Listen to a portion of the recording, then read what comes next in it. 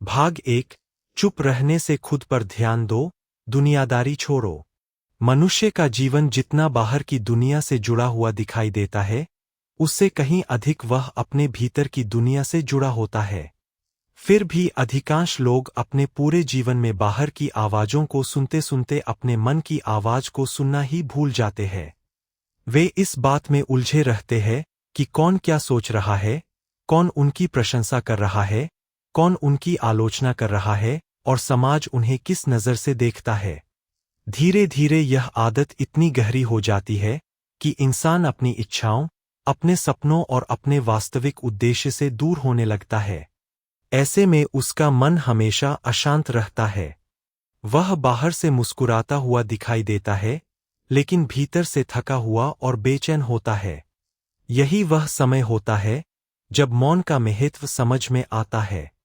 चुप रहना केवल बोलना बंद कर देना नहीं है, बल्कि अपने मन को व्यर्थ के शोर से मुक्त करना है। जब मनुष्य कुछ समय के लिए दुनियादारी के अनावश्यक शोर से दूरी बनाकर अपने भीतर झांकता है, तब उसे पहली बार यह एहसास होता है कि जिन बातों को वह जीवन का सबसे बड़ा सत्य मानता था, वे वास्तव में क्षणिक थीं। असली शक्ति बाहर नहीं, भीतर छिपी होती है। गौतम बुद्ध ने भी यही समझाया कि संसार का सबसे कठिन कार्य स्वयं को जानना है। जो व्यक्ति स्वयं को जान लेता है, उसके लिए जीवन का हर मार्ग सरल हो जाता है। लेकिन स्वयं को जानने के लिए सबसे पहले मन को शांत करना पड़ता है। शांत मन ही सही निर्णय ले सकता है। अशांत मन हमेशा भ्रम, भय और क्रोध में उलझा रहता है। इसलिए यदि जीवन में सच्चा परिवर्तन चाहते हो, तो कुछ समय के लिए दूसरों की बातों से अधिक अपने मन की बात सुनो। हर दिन कुछ पल ऐसे निकालो जब न कोई मोबाइल हो, न कोई शोर, न कोई बहस और न ही किसी से तुलना। केवल तुम और तुम्हारा मन। शुरुआत में यह कठिन लगेगा, क्योंकि मन वर्षों से बाहर की दुनिया में भटकने का आदी हो चुका है। लेकिन धीरे धीरे यही अभ्यास तुम्हें अपने वास्तविक स्वरूप के करीब ले जाएगा। तुम महसूस करोगे कि तुम्हारी सबसे बड़ी लड़ाई किसी दूसरे व्यक्ति से नहीं, बल्कि अपने ही मन से है। जब मन शांत होगा, तब तुम्हें अपनी गलतियां भी स्पष्ट दिखाई देंगी और उन्हें सुधारने की शक्ति भी मिलेगी। दुनिया को बदलने की कोशिश करने से पहले स्वयं को बदलना आवश्यक है। यदि तुम नंबर 2 दुनियादारी छोड़कर आत्मविकास की ओर बढ़ो।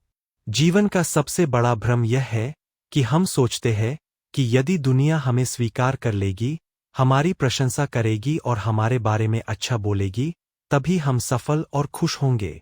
लेकिन यह सोच ही मनुष्य को सबसे अधिक दुख देती है। जो व्यक्ति अपनी खुशी को लोगों की राय पर छोड़ देता है, उसका मन कभी स्थिर नहीं रह सकता। आज लोग आपकी प्रशंसा करेंगे, कल वही आपकी आलोचना भी कर सकते हैं।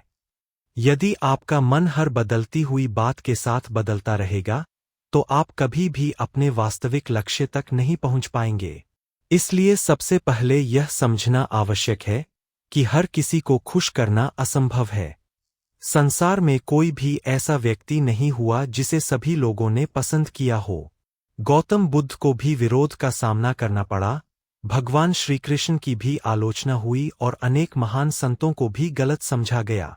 जब महान व्यक्तियों को संसार की आलोचना से नहीं बचाया जा सका, तब सामान्य मनुष्य को भी यह स्वीकार करना चाहिए कि लोगों की बातें जीवन का अंतिम सत्य नहीं है। इसलिए अपनी ऊर्जा दूसरों को समझाने में नहीं, बल्कि स्वयं को बेहतर बनाने में लगाइए। यही आत्मविकास का पहला नियम है। आत्मविकास का अर्थ केवल धन कमाना, ऊंचा पद प्राप्त करना या प्रसिद्ध होना नहीं है। सच्चा आत्मविकास तब होता है जब आपका चरित्र पहले से अधिक मजबूत हो, आपका मन पहले से अधिक शांत हो और आपके निर्णय पहले से अधिक बुद्धिमान हों। यह परिवर्तन धीरे धीरे होता है।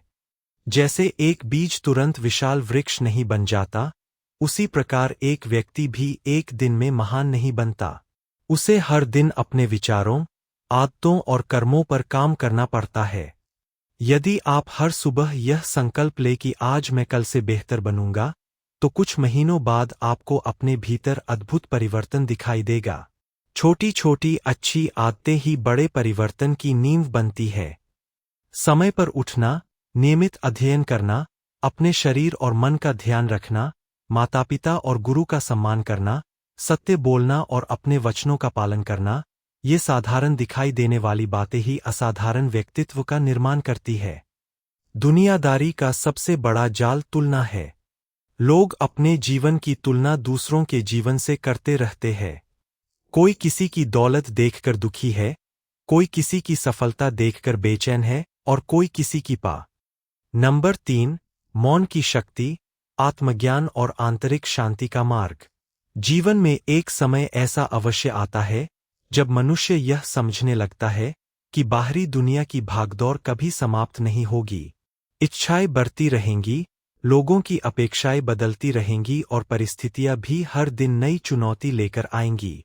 यदि मनुष्य हर परिस्थिति के साथ स्वयं को बदलता रहेगा तो उसका मन कभी स्थिर नहीं हो पाएगा। इसलिए जीवन में सबसे बड़ी आवश्यकता है अपने भीतर एक ऐसा स्थान बनाना जहां संसार का कोई भी शोर प्रवेश न कर सके। यही स्थान मौन का स्थान है। मौन केवल शब्दों का अभाव नहीं है, बल्कि मन की स्थिरता का नाम है। जब मन शांत होता है, तब बुद्धि स्पष्ट सोचती है, निर्णय सही होते हैं और जीवन सही दिशा में आगे बढ़ता है। लेकिन जब मन क्रोध, ईर्ष्या, भय, लालच और अहंकार से भरा होता है, तब सबसे बुद्धिमान व्यक्ति भी गलत निर्णय ले बैठता है। इसलिए सबसे पहले अपने मन को समझना आवश्यक है। मन को नियंत्रित करने वाला व्यक्ति परिस्थितियों का दास नहीं रहता, बल्कि उनका स्वामी बन जाता है। गौतम बुद्ध ने कहा था कि मन ही सब कुछ है। जैसा तुम सोचते हो, वैसे ही बन जाते हो। यदि मन में हर समय नकारात्मक विचार रहेंगे, तो जीवन भी वैसा ही दिखाई देगा। लेकिन यदि मन में शांति, धैर्य और करुणा होगी, तो कठिन परिस्थितियों में भी आशा दिखाई देगी। इसलिए हर दिन कुछ समय अपने मन का निरीक्षण कीजिए।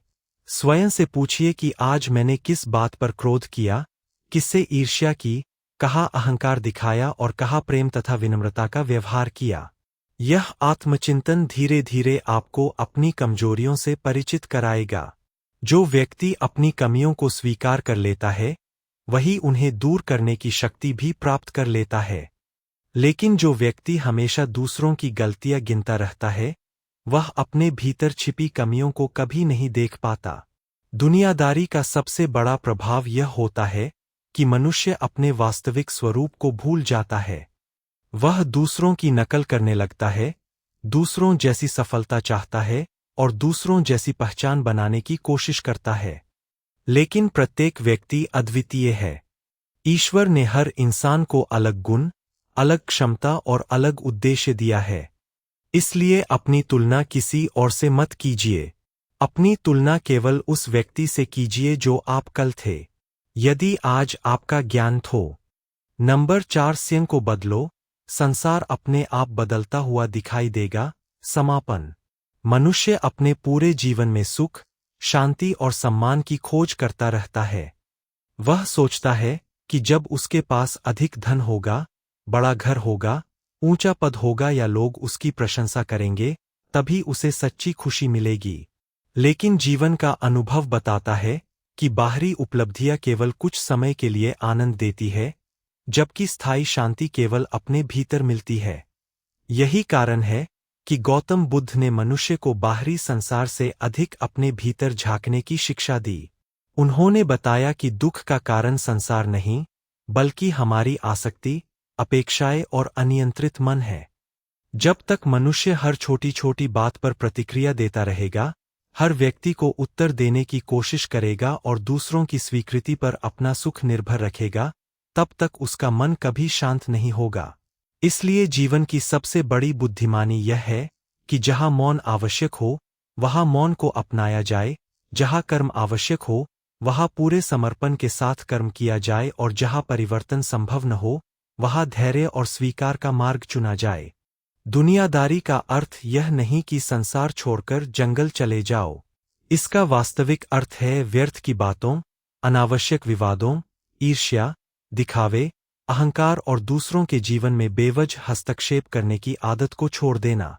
संसार में रहकर भी मन को शांत रखा जा सकता है। कमल का फूल कीचड़ में खिलता है, लेकिन कीचड़ उसे गंदा नहीं कर पाती। उसी प्रकार एक बुद्धिमान व्यक्ति संसार में रहते हुए भी उसके नकारात्मक प्रभाव से स्वयं को बचाए रखता है। वह अपना ध्यान अपने लक्ष्य, अपने चरित्र और अपने कर्तव्यों पर केंद्रित रखता है। उसे यह भली भांति पता होता है कि समय सबसे मूल्यवान धन है। इसलिए वह अपने समय को शिकायत, आलोचना और दूसरों की गलतियां ढूंढने में नहीं, बल्कि सीखने, मेहनत करने और आत्मविकास में लगाता है।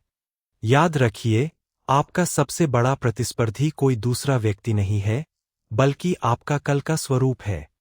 यदि आज आप कल से अधिक धैर्यवान है, अधिक विनम्र है, अधिक अनुशासित है और अधिक जागरूक है, तो यही आपकी सबसे बड़ी जीत है। हर दिन स्वयं से एक छोटा सा वादा कीजिए कि आज मैं किसी की बुराई नहीं करूंगा, किसी से ईर्ष्या नहीं करूंगा, व्यर्थ के विवादों में नहीं पड़ूंगा और अपने